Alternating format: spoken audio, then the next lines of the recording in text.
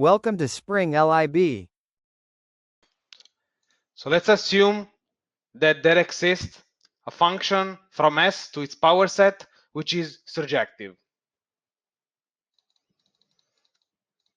Let's define T to be the set of elements of S such that X does not belong to f of X. Because remember that f of X is an element of the power set of S, so it's a subset of S. And therefore, T is an element of the power set of S. Now, because f is surjective,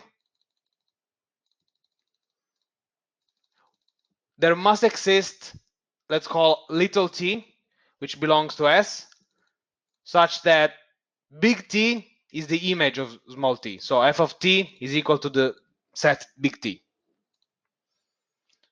And now we study two possible cases. Is T an element of big T? If it is, then by definition of big T, T does not belong to f of t, because this is the definition of the set T. But f of t is by definition big T, so T does not belong to big T, which is a contradiction because we assume if T is in big T, therefore T is not in big T. All right, so it must be the other case. So little t is not in big T, and again remember that big T is f of t.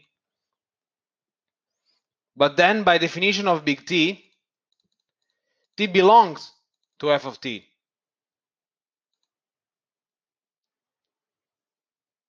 Because remember that big T is the set of elements that are not in their image under F.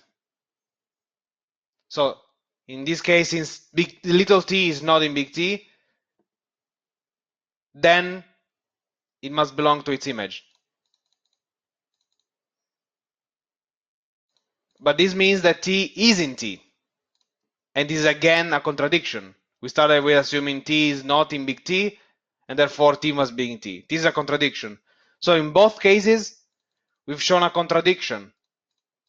We arrived at this contradiction, and the problem is that we started the whole argument with assuming something that is false.